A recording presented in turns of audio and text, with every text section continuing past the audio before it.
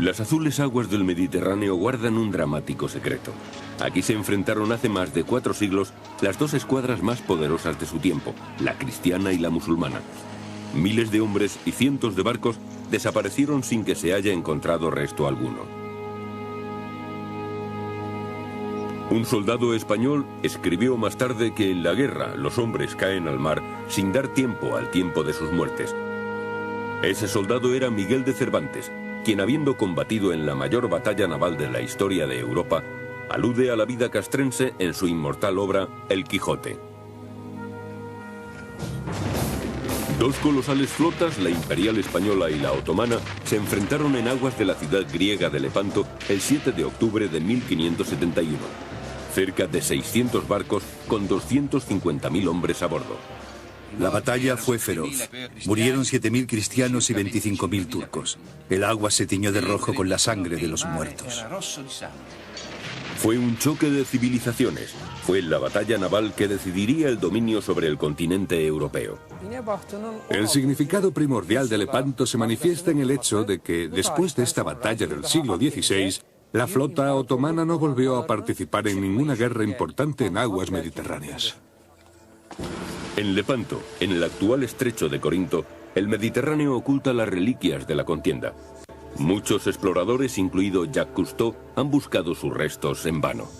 Pero ahora un nuevo equipo de arqueólogos submarinos ha hallado una evidencia sensacional. La batalla de Lepanto.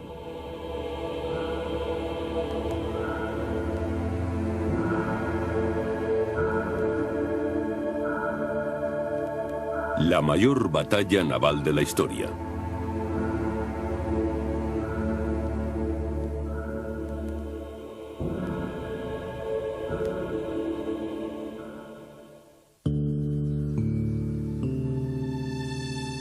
El mar Mediterráneo es un tesoro para el estudio de la historia naval, una auténtica mina de oro tanto para los científicos como para los aventureros.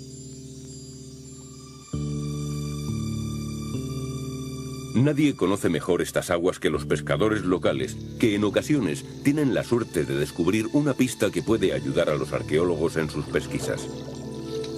Con demasiada frecuencia, sin embargo, pasan inadvertidos los trozos de metal o de madera que pescan con sus redes y que para ellos carecen de importancia.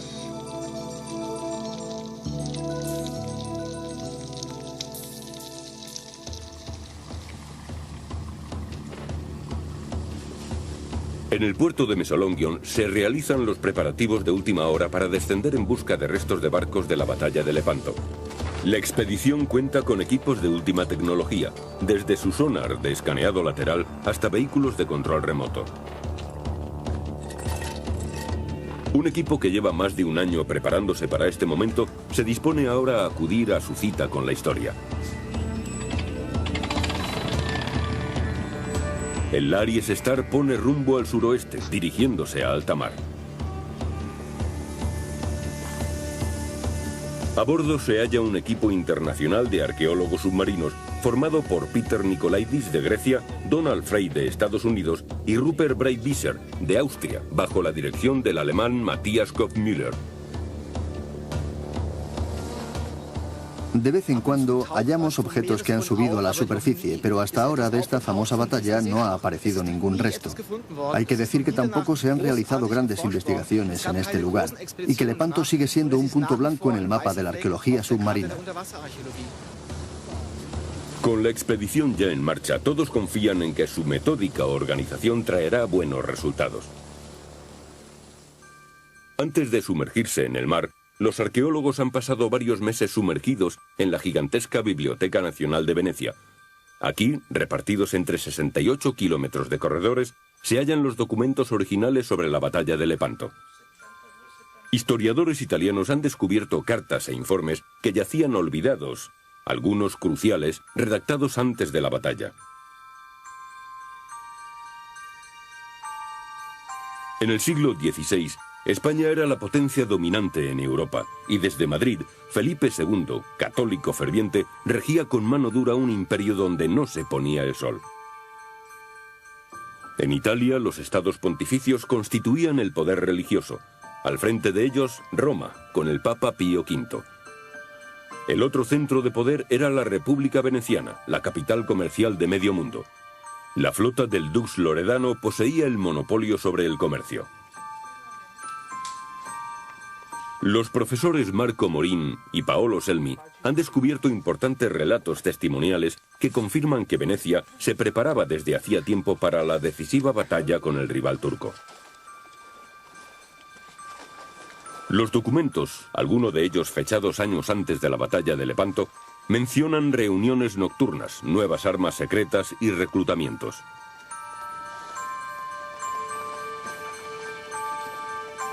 Hay un nombre en particular mencionado con frecuencia por ser una figura clave: Francesco Duodo, gran diseñador de armas y constructor naval. Sus adaptaciones e inventos tendrían una influencia decisiva en la futura batalla. Contaba con el apoyo de Sebastián Veniero, veterano almirante de la flota veneciana. El Imperio Otomano penetraba ya en la Europa mediterránea y los duques venecianos, que temían por su monopolio comercial, vieron la necesidad de convocar reuniones clandestinas.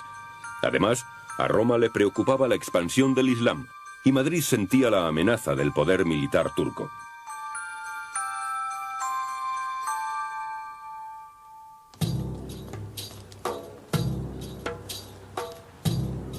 La capital del Imperio Otomano era Constantinopla, la Estambul de nuestros días. Con el engrandecimiento del imperio, la metrópoli se convirtió en un importante puerto marítimo, desde donde los turcos partían a la conquista de Occidente. El avance por agua y por tierra del sultán Selim, que se había aliado con piratas y renegados cristianos, parecía imparable. En el oriente europeo dejó tras sí un rastro de destrucción. En 1570 el sultán dominaba ya sobre los territorios a orillas del Mar Negro, así como sobre Grecia, los Balcanes y el norte de África.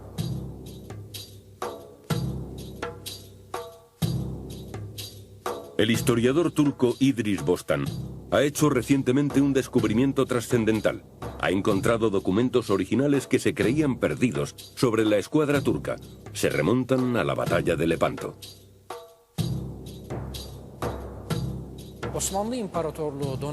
No había escuadra que hubiera podido sobrevivir a una batalla contra el poderoso Imperio Otomano. Ningún país podía oponérselo por separado.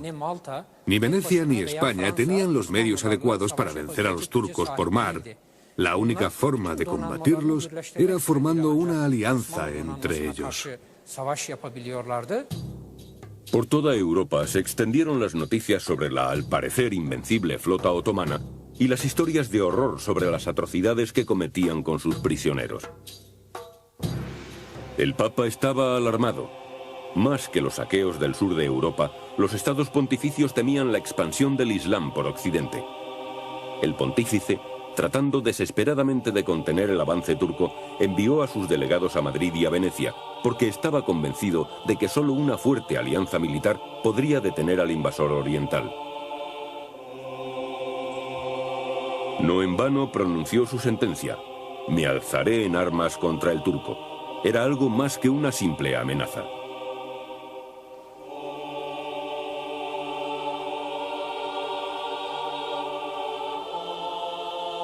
En más de 12 ocasiones intentó, sin éxito, conseguir la alianza cristiana. Tiberio Moro, archivero del ejército, ha descubierto que el Papa no conseguía sus objetivos por la diferencia de intereses de los poderes implicados. Venecia quería mantener su monopolio comercial a una costa de pagar tasas a los turcos otomanos para poder continuar comerciando, ya que este era su principal objetivo. El Papa, en cambio, no tenía intereses comerciales, sino que le preocupaba la situación desde la perspectiva cristiana. Y el rey de España, Felipe II, por su parte, temía perder las tierras del norte de África, conquistadas por su padre, el emperador Carlos V. En sus negociaciones con los turcos, los duques venecianos hacían uso de la diplomacia, pero extraoficialmente estaban preparando a la ciudad de los canales para la guerra. Es lo que se desprende de las memorias del veneciano Francesco Duodo. Además de un gran número de galeras pequeñas, se tomó la decisión en 1570 de construir 11 grandes galeazas y equiparlas para la guerra. Con ello nació un nuevo tipo de navío, la formidable galeaza.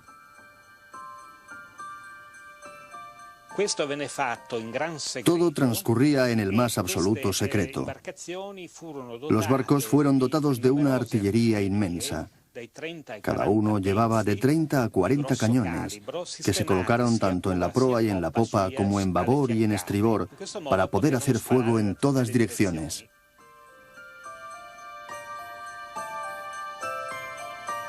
Este nuevo diseño tenía una ventaja decisiva sobre la tradicional galera de guerra.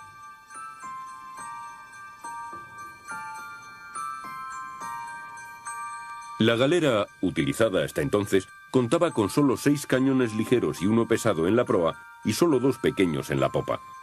Al disparar solo hacia adelante y hacia atrás, carecía de utilidad si los ataques venían de uno u otro costado. Los arqueólogos a bordo del Aries Star saben exactamente cómo fueron construidos y equipados estos barcos. Podrían, por tanto, identificarlos si tienen la suerte de encontrar alguno. La batalla tuvo lugar en el Golfo de Patras. Hace más de 400 años que los barcos de guerra cayeron al fondo del Mediterráneo. Se está procediendo a los preparativos finales y control de equipos como el sonar de escaneado lateral que localiza objetos en el lecho marino.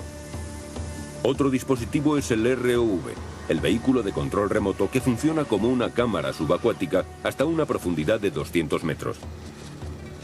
Todos los datos emitidos por estos aparatos pasarán a ser analizados en el ordenador.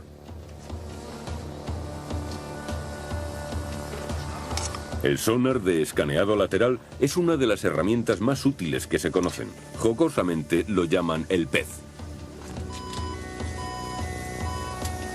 El pez cuenta con sensores de alta sensibilidad que se emplean para dibujar un mapa del lecho marino en imágenes tridimensionales. El sonar produce ondas sonoras y lee los ecos que se proyectan.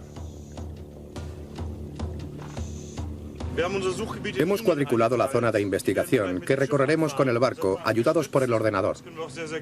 Se puede hacer con toda precisión a escala milimétrica. Hay también 2 sensores detrás del barco, un magnetómetro y un sonar de escaneado lateral que registra el relieve submarino. El magnetómetro establece la presencia de cualquier anomalía magnética que podría estar causada por el hierro de los cañones o de las anclas. La búsqueda debe hacerse con precisión y método. Hora tras hora, el barco se desplaza por el diseño de la parrilla. Es un área muy extensa. En 1570, un año antes de la Gran Batalla, la situación llegó a un punto crítico. La armada turca, con 360 galeras y 50.000 hombres, invadió Chipre, un puesto avanzado veneciano de gran importancia estratégica.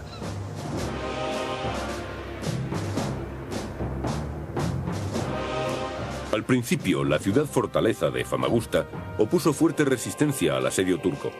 La bien guardada fortaleza resistió a los invasores durante meses. Pero sus reservas empezaron a escasear y las municiones tocaban a su fin. Y llegó el momento en que los cañones venecianos enmudecieron. Marco Antonio Bragadino, el comandante de la plaza, se vio obligado a izar la bandera blanca. A pesar de haberse rendido con honor, los conquistadores le cortaron las orejas y la nariz y desollaron vivo al infortunado militar. La caída de Chipre incitó y dio concreción a las negociaciones europeas. Los delegados pontificios en Madrid y Venecia apremiaban. A la vista de los espantosos sucesos de Chipre, por fin tiene lugar la alianza que el Papa tan desesperadamente necesita. Lo cierto es que entre todas las partes se alcanzó un acuerdo que fue firmado en Roma el 24 de mayo de 1571. Hace pues 400 años se estableció una alianza que en realidad puede ser comparada a la OTAN de hoy en día. La Alianza Europea se denominó la Liga Santa, y sus componentes eran España, Venecia, Saboya, Génova, Sicilia, Malta y, por supuesto, los estados pontificios. El Papa también contribuyó con fuerzas armadas a las órdenes de un estratega excepcional con una brillante carrera, el almirante Marco Antonio Colonna, quien había combatido contra los turcos en Chipre. En mayo de 1571, en la Basílica de San Pedro, el Papa confirmó a Colonna en su misión. En nombre de la Liga Santa tenía que organizar una armada europea que pudiese enfrentarse a la flota otomana. Su bandera era la cruz. Se trataba de una guerra santa. Los venecianos, sin embargo, no contaban solo con la ayuda divina. En el astillero secreto de la ciudad continuaban con urgencia los trabajos del proyecto Galeazza. Se dotó al astillero de la mayor fragua para armas navales de Europa, con 5.000 obreros para la construcción de navíos, cañones y velas.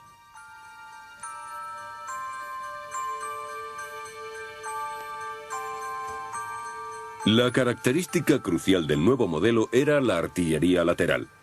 Para el ingeniero Francesco Duodo y el almirante Sebastián Veniero, las galeazas serían un hito histórico. Su viaje inaugural fue una misión muy especial. Aquí dice que los capitanes venecianos al mando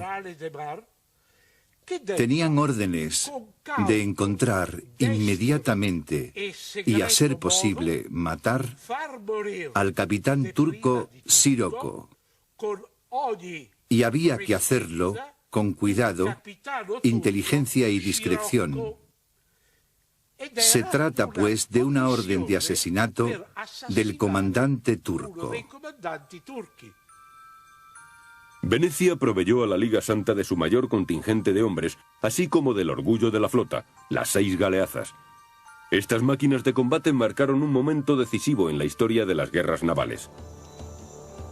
En el Golfo de Patras, el Aries Star avanza con cuidado. Para los arqueólogos, el descubrimiento de los restos de una galera sería un sueño hecho realidad. El sonar de escaneado lateral está continuamente funcionando. Una búsqueda tan lenta como esta pone a prueba la paciencia de los hombres de a bordo y, sobre todo, la del experto informático, que no puede apartar ni un minuto los ojos de la pantalla.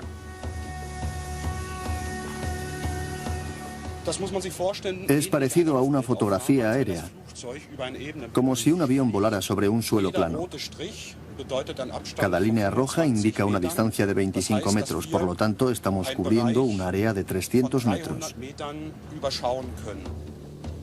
Mientras unos depositan su confianza en la técnica, otros lo hacen en su experiencia de muchos años.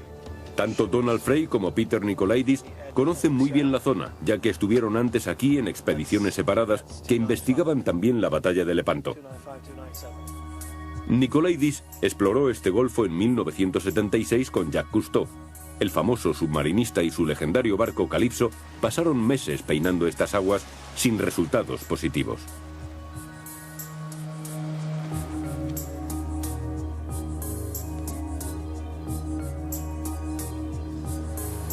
El físico Donald Frey, por su parte, tuvo algo más de éxito. Exploró este mismo terreno hace 5 años con Peter Throckmorton, conocido arqueólogo submarino.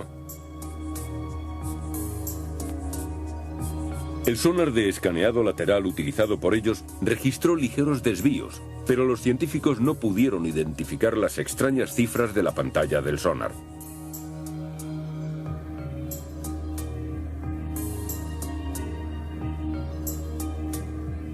Frey ha obtenido grandes éxitos con el hallazgo de pecios, siendo su más notable descubrimiento el de un barco mercante de la Edad de Bronce.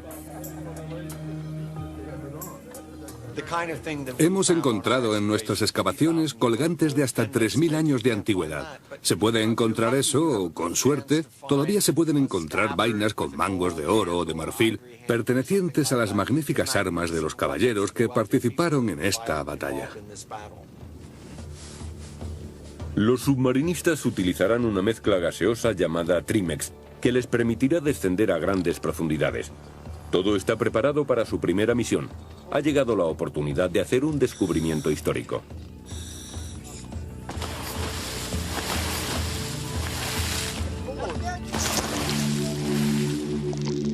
Tendrán que operar a 60 metros de profundidad, una profundidad donde solo podrán estar durante 30 minutos.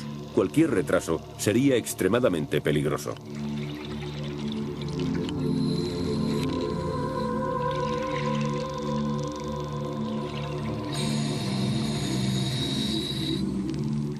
Aquí el lecho marino es un árido desierto de arena y lodo, si exceptuamos una depresión del terreno.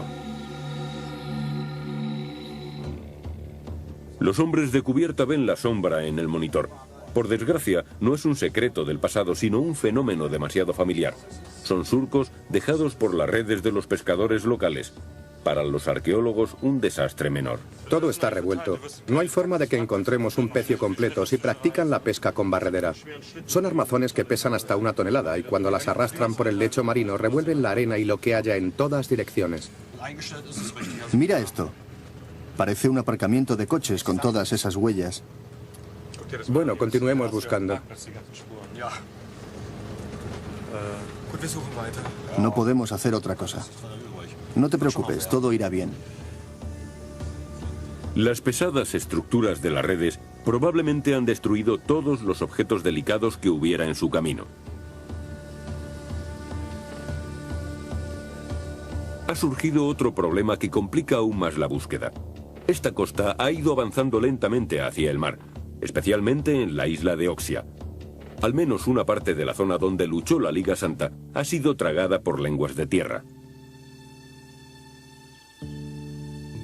En este trabajo hay que contar con alteraciones en las líneas costeras. En el año 219 a.C., la ciudad griega de Oiniadai era un animado puerto marítimo.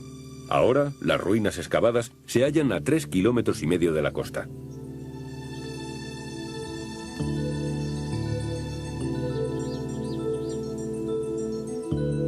Las ruinas de la antigua muralla y del puerto de Oiniadai contienen importante información para los científicos del Aries Star.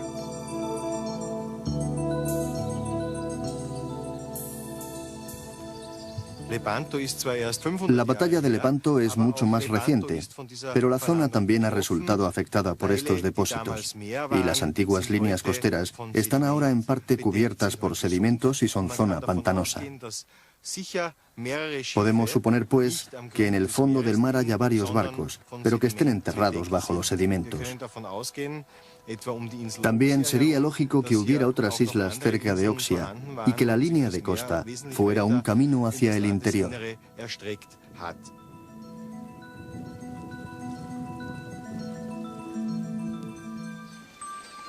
Seguramente, los miles de soldados que se hundieron con las galeras estarán enterrados en el cieno que rodea a Oxia.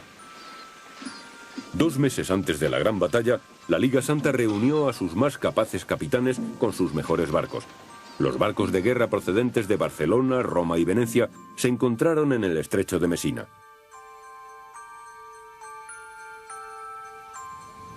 Y Mesina se convirtió en una gigantesca base naval.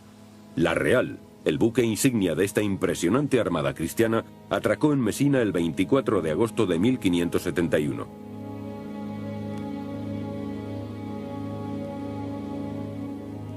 Al mando de la espléndida galera se encontraba don Juan de Austria, hijo del emperador sacro romano Carlos V. A él correspondía el mando supremo sobre toda la flota. A la edad de 26 años, don Juan estaba en la cúspide de su carrera. Su acertada campaña contra los moros le había granjeado cumplida fama y ahora estaría al frente de 280 barcos en una batalla decisiva para el futuro de Europa. Don Juan recogió por escrito sus impresiones sobre aquellos azarosos días. Todos fueron a la lucha con el máximo anhelo, aunque supiéramos que la flota enemiga era mucho mayor que la nuestra. Debido a las victorias obtenidas en el pasado, el enemigo estaba acostumbrado al éxito y desestimaban nuestras fuerzas. Al llegar a Mesina, don Juan inspeccionó todos los barcos de su flota. Las galeras venecianas contaban con poca tripulación, por lo que transfirió allí a soldados españoles. Pero entre los aliados, este acto generó tensiones que casi dieron al traste con la Liga Santa. Sebastián Veniero, el comandante supremo de la flota veneciana, era un hombre viejo y colérico. Entre él y don Juan de Austria estalló un violento enfrentamiento en Mesina, cuando Veniero colgó a uno de los oficiales de don Juan, que según él no había mostrado el debido respeto a los venecianos.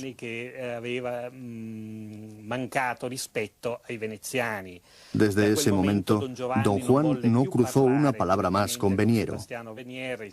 Ni las tensiones en el seno de la alianza ni los movimientos de tropas a la salida de Sicilia podían ser mantenidos en secreto. Cuando las noticias llegaron a Constantinopla, el sultán reunió a su consejo de guerra. Sus espías trabajaban a conciencia. Los archivos de Estambul lo demuestran claramente.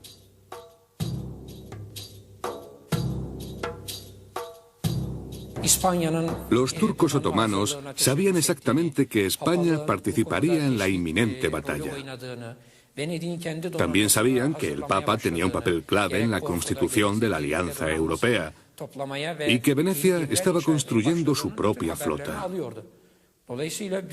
Los espías otomanos observaban los movimientos del enemigo y pasaban inmediatamente la información a los capitanes y almirantes de su flota.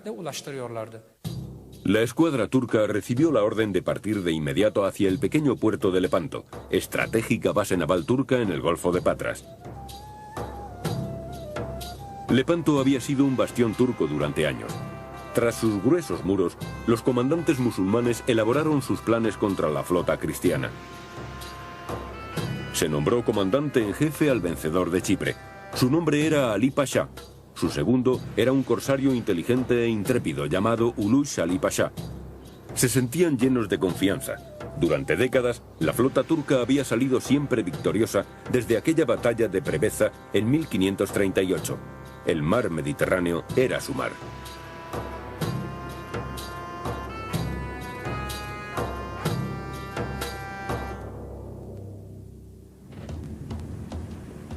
En las aguas de la bahía de Lepanto, los investigadores emplean un nuevo aparato, el magnetómetro de protones, un instrumento de gran sensibilidad que mide los campos magnéticos del sedimento. La tripulación se siente optimista. El magnetómetro detecta todo tipo de metales, como cables, hierro o bronce, independientemente de la profundidad a que estén enterrados. Siempre que se encuentren en la ubicación correcta, hay posibilidades de encontrar cañones, espadas u otros objetos de metal.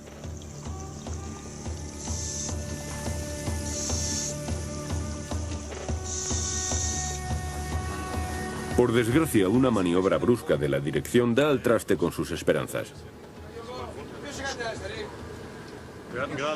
El magnetómetro ha rozado el fondo, por lo que se ha estropeado un sensor de profundidad y ahora no conseguimos mantenerlo a la altura adecuada porque no conocemos la distancia a la que está del fondo.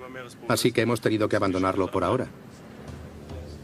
No se ha podido arreglar el aparato, por lo que el sonar de escaneado lateral es el único en dar información.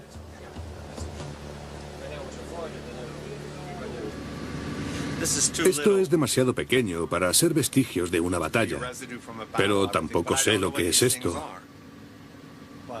Casi no hay nada. Quizá un cañón que se cayera al mar.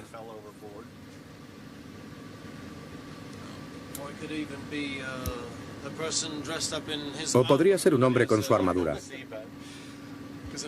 Porque parece que los cristianos iban tan bien protegidos y cubiertos de acero que cuando caían al agua, ahí se acababa todo. Sí, es verdad. Tendréis que estar preparados para encontrar esqueletos. Sí, lo sabemos. Ah, lo sabéis. El 16 de septiembre de 1571, la flota de la Liga Santa salió del estrecho de Mesina y puso rumbo al este. Destino, la isla de Oxia. También ellos tenían espías para informarles de los movimientos de la escuadra turca.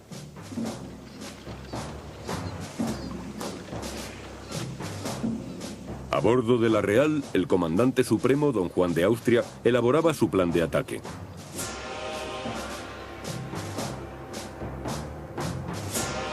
El comandante veneciano se colocaría con las 6 nuevas naves milagrosas, las galeazas, a la cabeza de la flota. El objetivo del otro capitán veneciano era proteger el buque insignia, la galera real.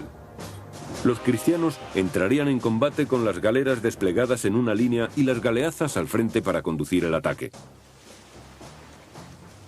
Se preparaba un enfrentamiento definitivo entre la Cruz y la Media Luna.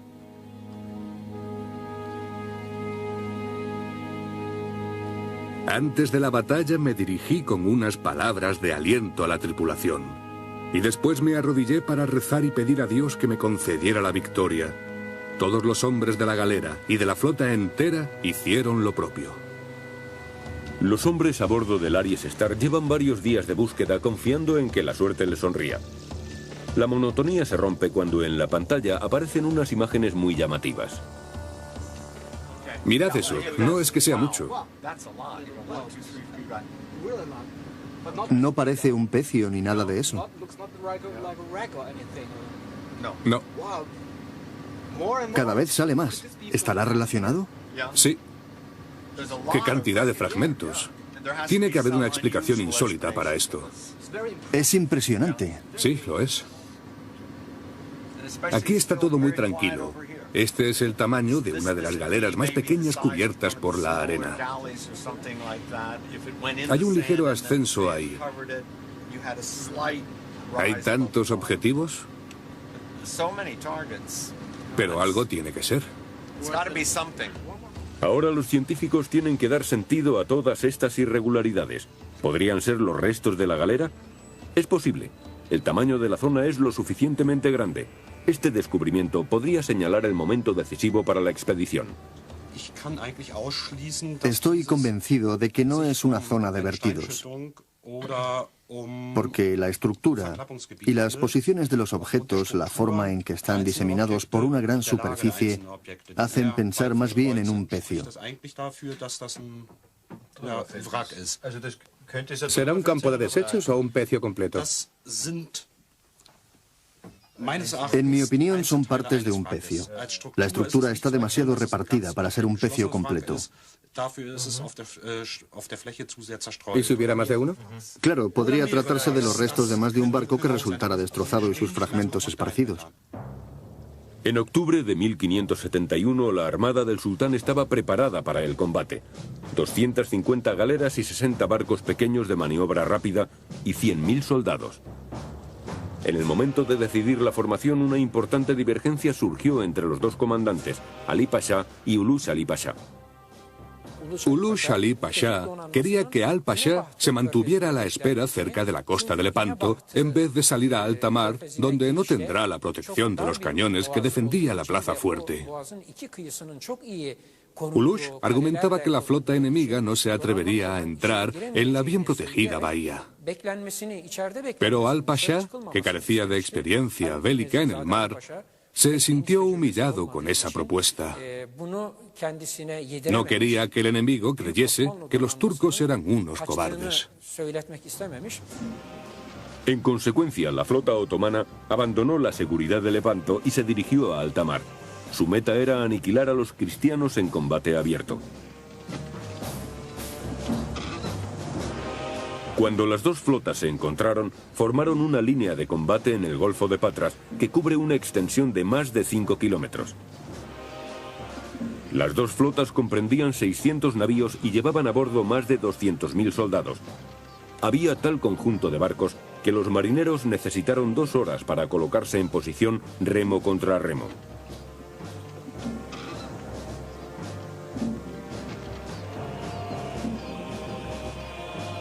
Cada flanco estaba dividido en 3 escuadrones principales.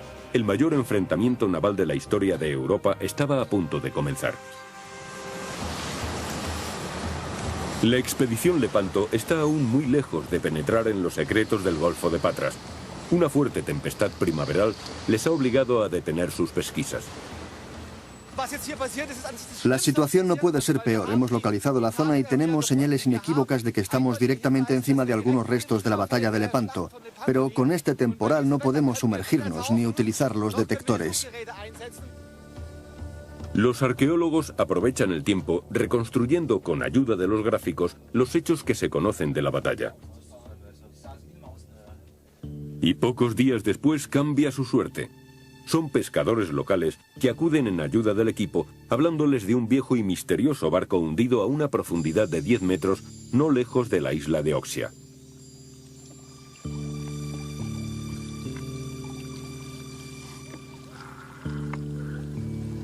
Es el mismo lugar en que, según consta en los archivos, comenzó la batalla de Lepanto. La batalla empezó con la detonación artillera de ambos bandos. Los comandantes tenían que contar ineludiblemente con la actuación de los remeros.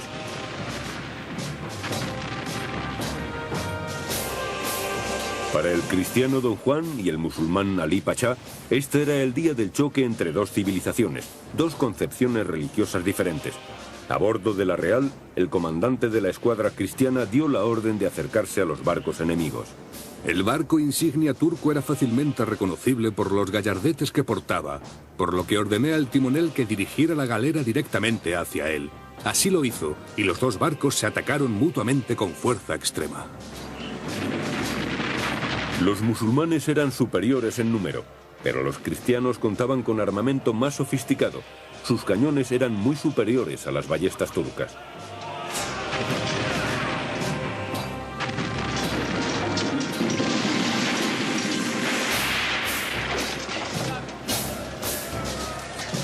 Se pasó a la lucha cuerpo a cuerpo. Se usaron garfios, espadas y piquetas. La feroz lucha duró horas enteras. El final fue un infierno de sangre, cuerpos heridos y miembros amputados.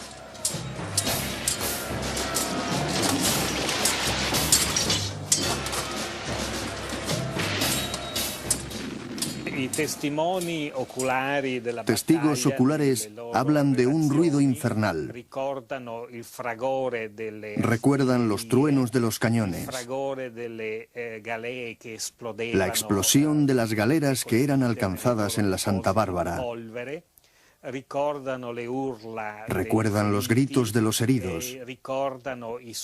Recuerdan también el sonido de los tambores, trompetas y pitos que usaban los dos bandos para enardecer a sus soldados. Los restos de una vieja galera de guerra descansan en algún punto de los alrededores de la isla de Oxia. Los pescadores han proporcionado la primera clave auténtica para la localización del campo de la batalla de Lepanto. Los buceadores no dudan en sumergirse para investigar de cerca.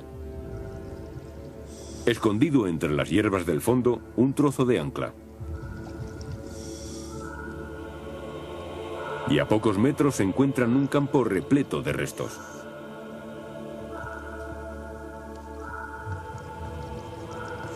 El lecho marino está cubierto de trozos de madera. La primera impresión es de un caos total.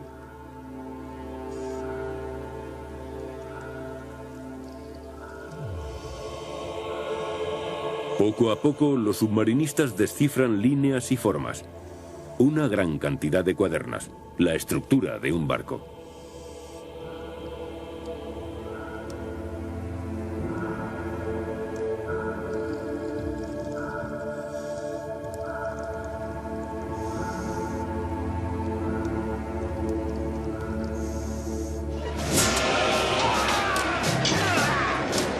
La máxima violencia de la batalla de Lepanto se desarrolló en el centro de las formaciones, sobre todo alrededor de los navíos de Don Juan y de su rival Ali Pachá.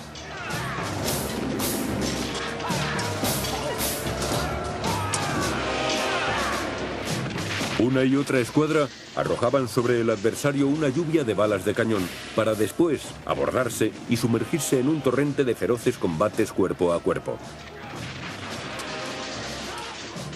El escritor español Miguel de Cervantes conoció personalmente la espantosa muerte que ronda a una batalla naval.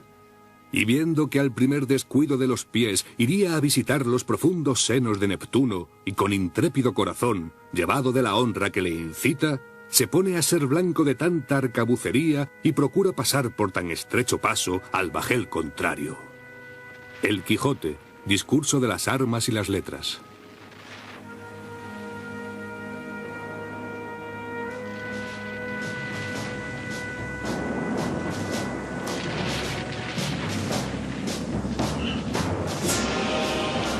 Las galeazas, construidas especialmente para esta batalla, jugaron un papel esencial.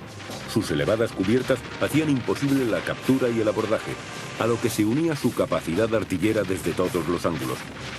La brillante invención veneciana pronto arrasó la tercera parte de la flota otomana. Con solo 4 de estos extraordinarios barcos de guerra, quedaron destruidas 108 galeras turcas. La formación otomana quedó desmantelada y una vez rota la orgullosa supremacía de la flota del sultán, el grueso de la escuadra turca se hundió en el Golfo de Patras.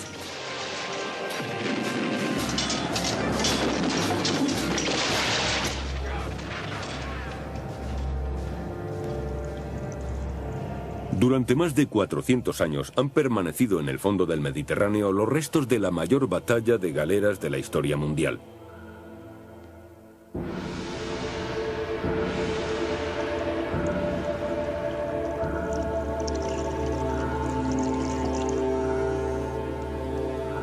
El pecio descubierto por la expedición Lepanto revela sus secretos lentamente. Con cada nueva pieza se complementa el cuadro histórico de la batalla. Hasta los objetos más pequeños aportan detalles significativos. Acunada por el mar, entre planchas de madera y cubierta por siglos de cieno, aparece la mitad de una bala de cañón. El análisis científico deberá determinar su edad y si esta bala de hierro procede de la batalla de Lepanto. No lejos de allí, un cañón de bronce. Los expertos fijarán el origen del arma examinando su forma y aspecto. También se encuentra la llave de mecha de un arcabuz, arma que pertenecía al equipamiento normal de los soldados del siglo XVI. Los arqueólogos opinan que, en efecto, han hallado una galera de guerra. Hemos encontrado estos maderos largos y anchos que nos hacen pensar en la estructura original de una galera. Mire, aquí están de nuevo. Y aquí abajo las cuadernas. Estas traviesas largas y continuas sugieren la existencia de una cubierta, aunque todavía no podemos determinar si es la inferior o la superior, que habría podido separarse del resto tras el hundimiento. Cuando la desenterremos tendremos más datos, pero desde luego está claro que es la estructura soporte de una cubierta. Otra clave para ver en esto un barco de guerra y no de carga es la estructura plana de la quilla y la disposición de las cuadernas muy juntas y cruciformes.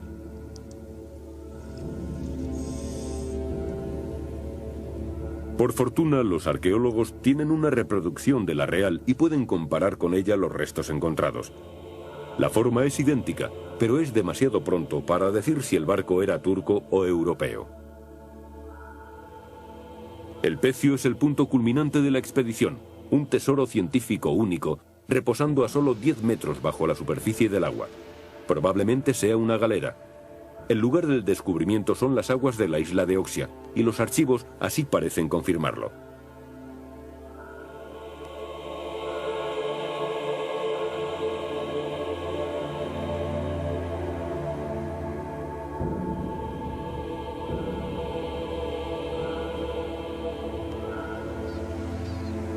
Los científicos saben que esta era la zona en la cual la flota otomana hizo un último y desesperado intento por romper las líneas enemigas. Los turcos no fueron fáciles de vencer. Solo cuando llegaron refuerzos y después de que don Juan de Austria prometiera la libertad a los remeros esclavos, se inclinó la balanza a favor de la Liga Santa. Los esclavos, al lado de los soldados, atacaron el barco insignia otomano.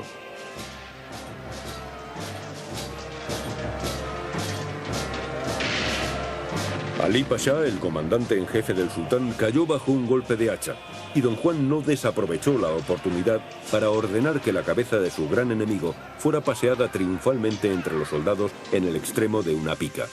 Casi se había ganado la batalla, no obstante, el inteligente corsario otomano Ulus Ali Pasha seguía con vida. Ulus Ali Pasha y sus hombres curtidos en la lucha peleaban salvajemente contra los caballeros cristianos de Malta en el flanco meridional de la flota cristiana. Cuando fue tomado el buque insignia maltés, había a bordo 300 caballeros de la orden y solo sobrevivieron 30. Los demás fueron pasados a cuchillo. Fue una masacre deliberada, un acto que debía humillar al enemigo de igual manera que la cabeza de Ali Pasha en lo alto de una pica. Así que no se trataba solo de matar al enemigo, sino también de despreciarlo y ultrajarlo. Pero cuando se le acercaron las galeras cristianas bajo el mando de don Juan de Austria, Ulus Ali Pasha eligió la retirada huyendo a alta mar.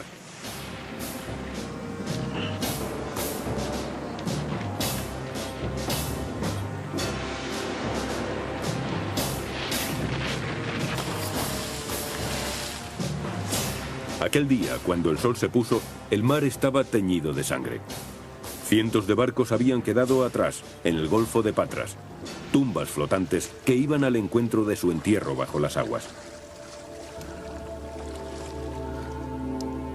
Los archivos dicen que 30 galeras turcas se fueron a pique, hundidas o incendiadas cerca de Oxia. Por lo tanto, este pecio podría muy bien ser una de ellas. Los submarinistas han encontrado más pruebas de importancia. Varias espadas partidas, algunas con las hojas intactas. La corrosión y las incrustaciones las hacen casi irreconocibles, por lo que harán falta los análisis correspondientes para determinar si sus portadores eran musulmanes o cristianos.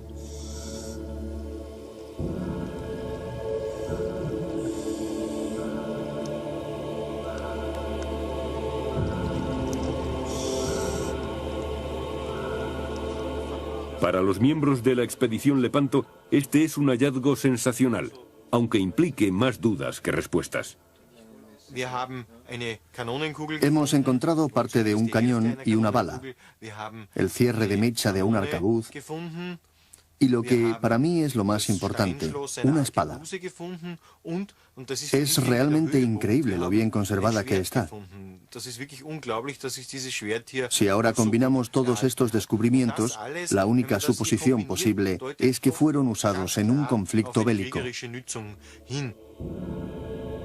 La conclusión preliminar es que los restos pertenecen a una galera de guerra, pero sigue sin ser evidente bajo qué bandera entró en combate. Más trascendental aún, los científicos creen que por fin han encontrado el sitio exacto donde tuvo lugar la batalla de Lepanto. Este punto es donde dos poderosos enemigos lucharon un día por el dominio de Europa. Lepanto señaló el final de la invulnerabilidad otomana en el Mediterráneo. Cuando los victoriosos venecianos regresaron a su hogar, fueron recibidos por las solemnes notas del Te Deum entonadas en la Basílica de San Marcos. La ciudad de los canales había triunfado con sus nuevos, extraordinarios barcos de guerra, las galeazas. El almirante Veniero fue más tarde elegido dogo de Venecia, máximo cargo que mantuvo hasta su muerte.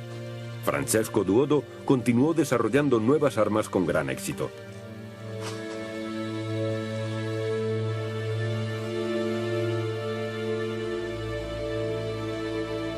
En Roma, en la Basílica de San Pedro, el Papa Pío V proclamó al comandante supremo don Juan de Austria salvador del mundo cristiano. Después de la sensacional victoria, Felipe II nombró a su hermano gobernador general de los Países Bajos. Marco Antonio Colonna, el almirante papal, también se convirtió en un héroe de guerra, especialmente después de la marcha triunfal en la que ofreció al Santo Padre 120 prisioneros turcos. Aún hoy en día dedica el papado un recuerdo a los caídos y héroes de Lepanto. Sus descendientes se reúnen cada año en el Vaticano.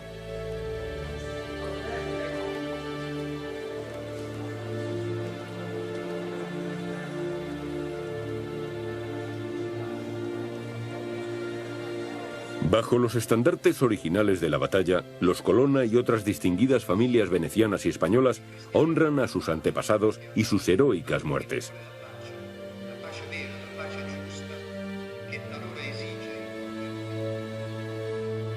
Pero tampoco en Estambul han caído en el olvido los acontecimientos del siglo XVI. La derrota turca en Lepanto terminó con el mito de la inmunidad naval de los otomanos. Casi nada queda hoy que nos recuerde a Ali Pasha, el comandante en jefe de la flota. El sultán concedió sin embargo a su segundo, Ulus Ali Pasha, el título honorífico de Kilik, la espada. En una pequeña mezquita, un sarcófago lujosamente decorado conmemora el arrojo de este hombre. La expedición Lepanto toca a su fin. Sus componentes tienen motivos sobrados para celebrarlo, ya que por primera vez el Mediterráneo ha revelado el escondite de sus antiguas reliquias. Reliquias que han permanecido ocultas bajo sus aguas durante más de 400 años. Ha sido una expedición plagada de dificultades, pero al mismo tiempo de éxitos. Hemos localizado los navíos y 2 campos con fragmentos, uno grande y otro más pequeño, en el corazón de esta gigantesca batalla naval. Era algo así como buscar una aguja en un pajar, pero al final lo conseguimos.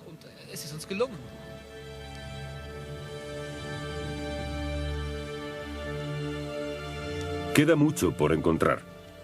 Quizá pescadores locales aporten de nuevo indicios tan valiosos. La batalla que abrió nuevos mundos a Cervantes continuará atrayendo a exploradores y científicos que deseen conocer la historia completa de una época en que la Cruz y la Media Luna lucharon por el futuro de Europa.